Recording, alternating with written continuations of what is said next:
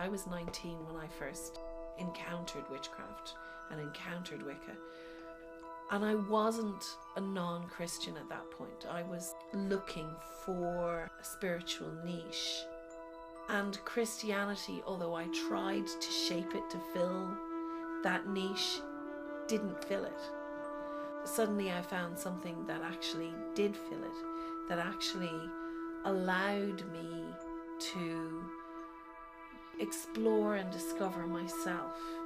You were working with nature, you were working with the cycle of the year, and it was something that I felt didn't really resonate with most people, and certainly with most religion. I could communicate directly without having a priest to intercede on my behalf. At first I thought it was just too good to be true. On another level, almost a fantasy. So before I went near it, I spent a year reading about it and researching it and trying to understand it. And that year, I suppose, was a huge revelation to me. And then I was invited to a ritual. And literally, it was as if I had just walked into my own home. I've actually generally only found curiosity. Now, I say generally, when my children were quite small, I did run up against a huge obstacle. I actually had to remove them from the school they were in because of the prejudices of the parents and the teachers. Not the kids in the school, they were fine. But the parents and the teachers did cause me a few problems. One child was playing with her mother and went, "I'm a witch, I'm going to turn you into a frog," or something like that. And immediately this was my bad influence and, you know, my daughter's bad influence. And something had to be done. Most kids will go through a phase of, "I'm a witch, I'm going to turn you into a frog." But, you know, that was, I suppose, the blackest moment. Around here, everybody knows. I mean, I assume they know because they've seen me on the telly and they've kind of gone, "That was lovely programming you did, Barbara."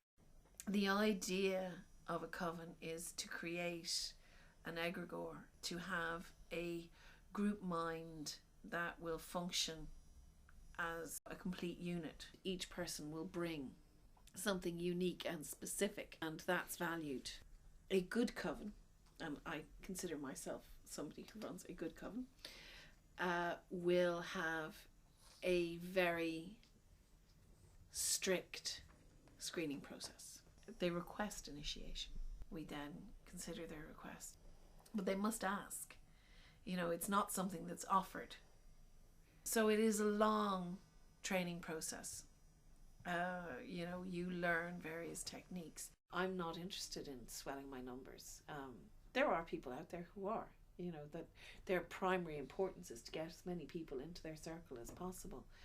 And, you know, it's, as far as I'm concerned, it's actually the quality. I've been that soldier in the past when I was younger and didn't know better. And I've always paid for it. So I would just prefer to work and have people who are actually really dedicated and really focused. Wicca encompasses a certain amount of ritual magic, which is pure magic, which is the magic of will and the magic of inner discovery and finding yourself. And nature magic, which is working with the seasons and the cycle of the year. Pagan magic, which is working with the deities of the land and of the country. Spell magic, which is working with other people's needs and desires and allowing them to understand how it works. Again, this year was one of those years where we did a little fertility magic, and it suddenly seems that everybody is pregnant. We're now down to 3 successful deliveries, and we have 4 more to come. 2 of those women had severe miscarriages earlier this year. One who's just delivered was on her 4th IVF. 2 others had been trying for a long time. We put them all together into a very strong working earlier this year, and this is the result. You kind of get after effects, you get shock waves. And one of the shock waves was at the night after we did the working, I was sitting with my partner, and he suddenly looks at me and he goes, 1 o'clock in the morning, I really fancy some gherkins. And I went, cravings, yeah, nice. It's brought me the best friends, the strongest circle of support that anybody could possibly have in their lives. And we do have a laugh. Life is about having fun. You can sit and feel sorry for yourself. And I mean, I could sit and feel sorry for myself at any time I wanted to, you know.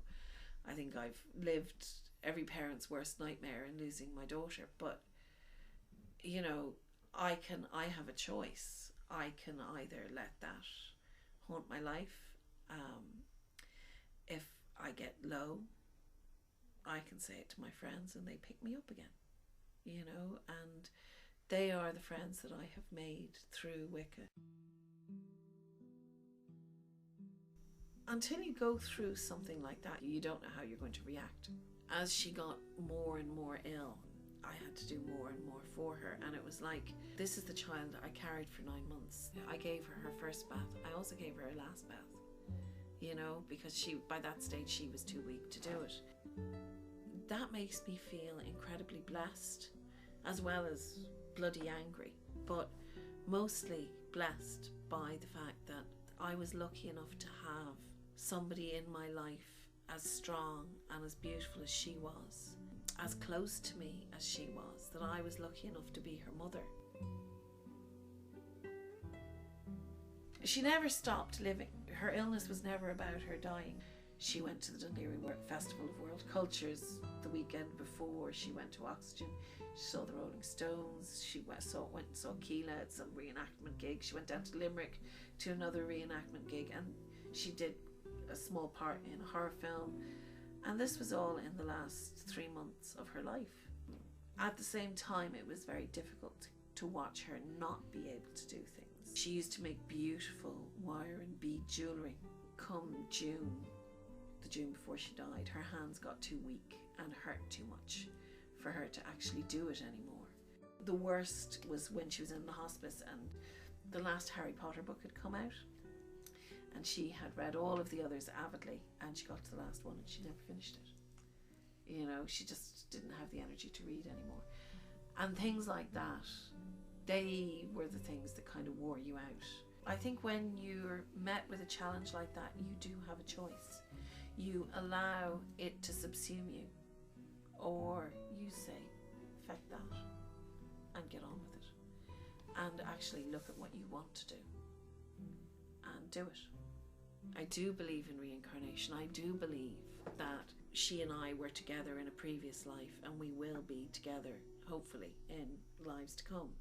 I think she's very busy at the moment, inspiring people. I mean, I still get messages, you know, people who've seen her photographs or seen her art or seen other things about her. Total strangers write to me and share their own feelings, and that's just amazing. I do think it is my belief, the path that I've chosen to walk, that has allowed me to see things in that way. Because I don't see death as being an end. I see it as being part of the cycle. I think everybody should have, not a faith, I think they should have spirituality. It's the problem I have with the very strict monotheistic religions where everybody else is wrong. How can that be? We're all right. But our journey is different. Each of us walk our own path and ultimately come to wherever it is we are meant to be.